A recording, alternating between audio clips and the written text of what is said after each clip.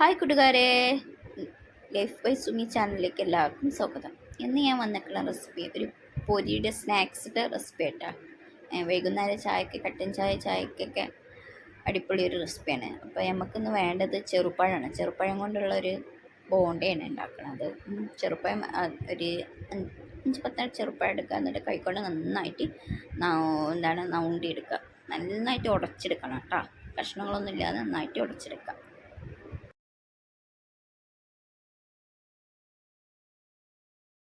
ഇനി ഇതിലേക്ക് നമുക്ക് ആവശ്യത്തിനുള്ള പൊടി ഇട്ട് കൊടുക്കണം കേട്ടോ. മൈദപ്പൊടിയാണ് എടുത്തിട്ടുള്ളത്. അപ്പോൾ ചെറുപ്പഴത്തിൻ്റെ കൂട്ടിലേക്ക് മിക്സ് ചെയ്യുക. അപ്പോൾ ആവശ്യത്തിനനുസരിച്ച് കുറച്ചിച്ച് പൊടി ഇട്ട് കൊടുക്കുക കേട്ടോ.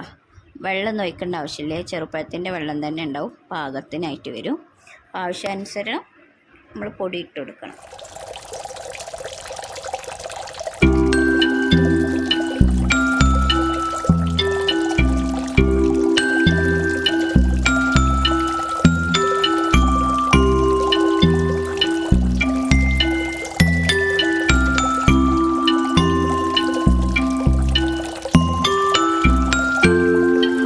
ഇനി നമുക്കിതിലേക്ക് പഞ്ചസാര ഇട്ട് കൊടുക്കാം കേട്ടോ.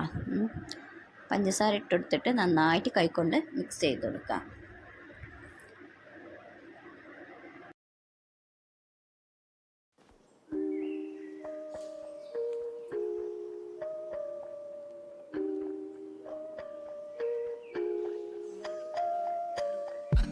നമുക്ക് ഇതിലേക്ക് കുറച്ച് പിഞ്ച് ഉപ്പ് ഇട്ട് കൊടുക്കാം, ടേസ്റ്റ് ബാലൻസ് ചെയ്യാൻ വേണ്ടിയിട്ട്.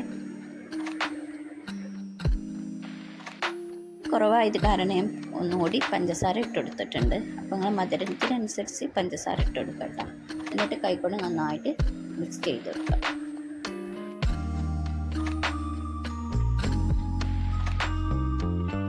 പിഞ്ച് മഞ്ഞൾപ്പൊടി ഞാൻ ഇട്ടെടുത്തിട്ടുണ്ട്.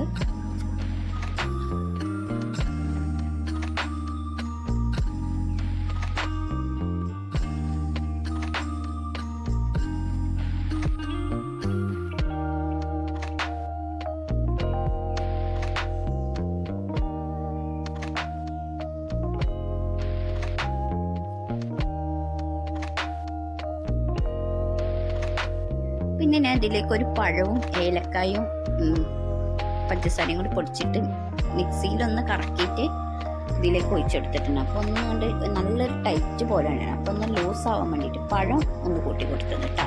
അപ്പോൾ അതാണ് ഞാൻ ഇട്ട് കൊടുത്തത്. എന്നിട്ട് നന്നായിട്ട് ഇളക്കി കൊടുത്തതാ. ഇതുപോലെ രൂപത്തിലാവും. നമുക്കിങ്ങനെ നുള്ളിയിടാം, സ്പൂൺ കൊണ്ടൊക്കെ കോരിയിടാൻ പറ്റില്ല, അതേപോലെ കൈകൊണ്ട് ഇങ്ങനെ നുള്ളിയിടാൻ പറ്റുന്ന രൂപത്തിൽ മാവ് റെഡി ആയി കിട്ടും കേട്ടോ.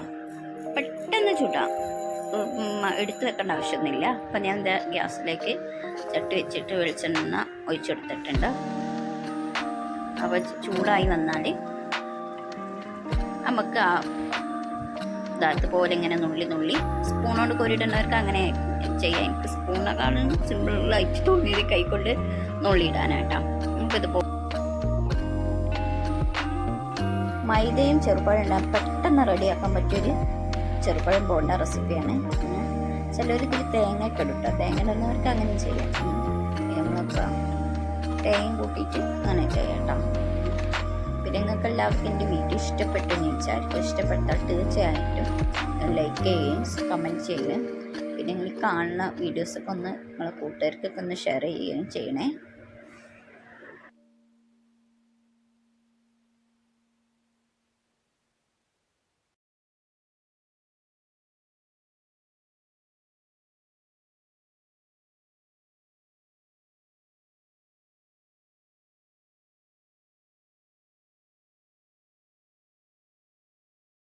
നമുക്കിത് ഒരു സൈഡ് ആയി വന്നാൽ നമുക്കിത് മറിച്ചിട്ട് കൊടുക്കാം കേട്ടോ. പെട്ടെന്ന് റെഡിയാവും, സിമ്പിളായിട്ട് റെഡിയാവുന്ന ഒരു സ്നാക്സാണ്. വൈകുന്നേരം കട്ടൻ ചായക്കൊക്കെ അടിപൊളി. പെട്ടെന്ന് ആരെയും വിരുന്നേരം വന്ന പഴവും മൈദ അടിപൊളിയായിട്ട് റെഡിയാവുമല്ലോ. ഇതുപോലെ അങ്ങനെ മറിച്ചിട്ട് കൊടുക്കാം.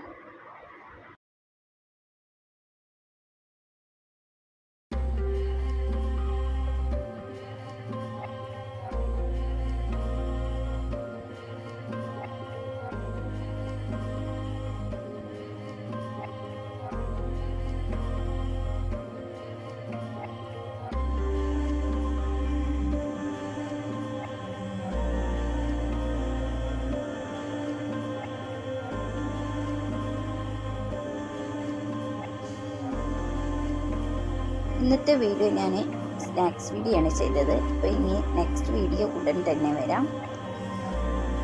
നിങ്ങൾക്ക് വേണ്ട വീഡിയോസ് ഏതാണെന്ന് കമൻറ്റ് ചെയ്ത് തീർച്ചയായും ഞാൻ ഉണ്ടാക്കാൻ ശ്രമിക്കാം.